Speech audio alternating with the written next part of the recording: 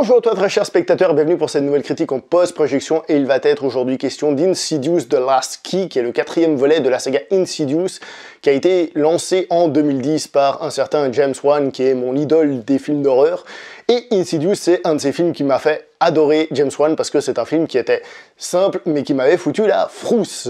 Mais ce film n'a pas été réalisé par James Wan puisqu'il est réalisé par Adam Robitel qui est pour moi un inconnu complet, je sais pas du tout ce qu'il a fait, je sais pas si c'est bien. Au niveau de James Wan, producteur, réalisateur, donc le réalisateur j'adore, mais le producteur, il y a des hauts et des bas.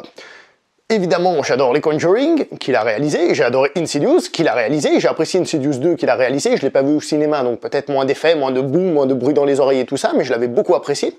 J'ai pas vu le 3, ça peut être important pour cette critique, donc soyez au courant que j'ai pas vu Insidious 3, donc je sais pas ce qu'il vaut. Mais en même temps, on a eu droit à des films de vachement moins bonne qualité, comme Lights Out, que j'ai pas trouvé terrible, mais bon, encore ça allait. Et nous avions eu le magnifique Annabelle numéro 1, qui était une grosse daube. Par contre, on a eu Annabelle 2, qui lui était vachement réussi et vachement dans l'esprit James Wan-esque, j'ai envie de dire. Donc dans ce film, on retrouve Lin Shaye qui joue Elise, le personnage principal de la saga Insidious, et nous avons Leigh Whannell qui fait un coéquipier, un sidekick, pour ceux qui ont vu le film, hein, un sidekick d'Elise. D'ailleurs, rappelons que Leigh Whannell est à nouveau au scénario, qui fait partie de la production, James Wan reste aussi dans les producteurs, évidemment. Qu'est-ce qui vaut ce film? J'ai vraiment de la peine, parce qu'il y a du très mauvais, il y a du ça va, et il y a du correct.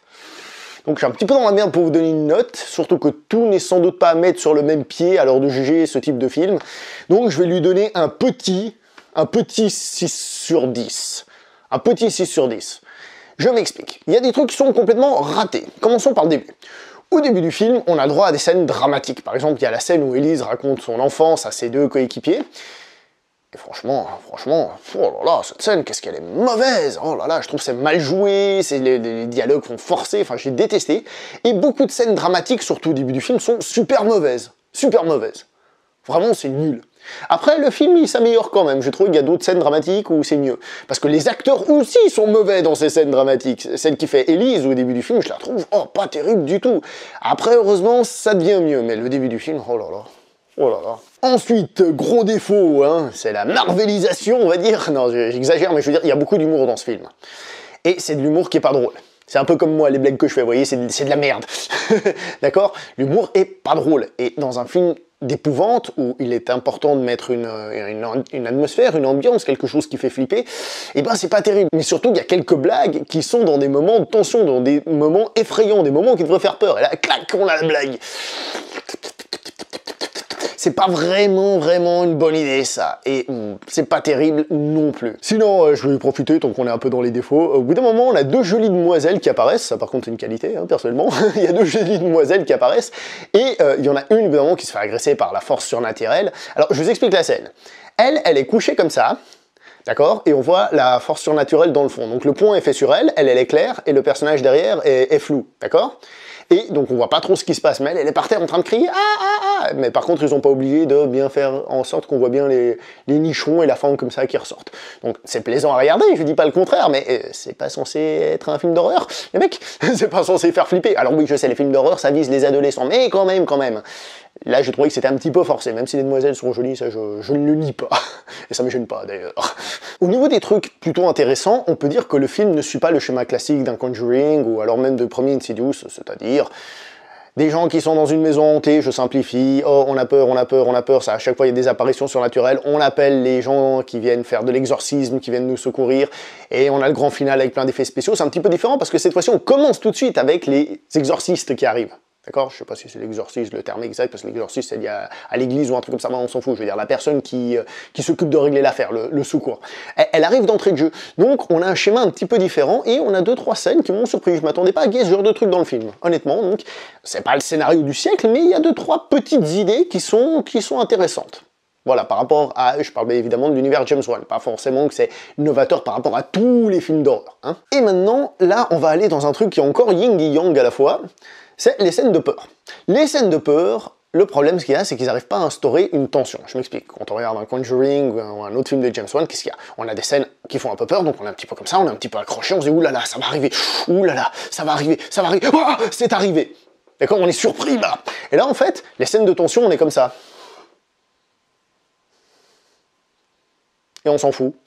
Enfin, on la regarde, mais je veux dire, il n'y a pas de tension, on est là.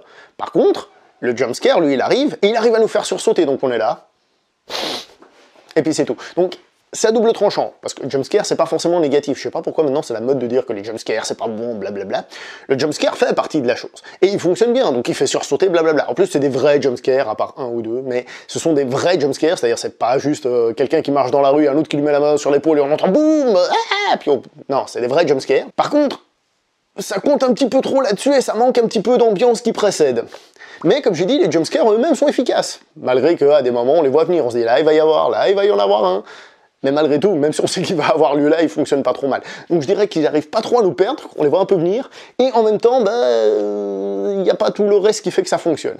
Donc c'est pas raté, ça fait peur, moi j'ai senti les petits poils, mais pas parfait non plus. Et comme quand on va voir un film d'épouvante, ce qui est le plus important, c'est quand même l'épouvante, c'est pour ça que, par exemple, dire que le scénario est assez original, c'est tant mieux, que l'épouvante plutôt plus ou moins réussi malgré les défauts, et dire qu'après la partie dramatique est moins réussie, c'est moins important dans un film qui veut avant tout un film de peur, forcément. Je sais pas, moi, c'est comme si vous me parlez d'un film d'action, vous me dites le scénario est pourri. Moi, j'aime bien les films d'action avec des bons scénarios, mais c'est pas le principal, on est bien d'accord.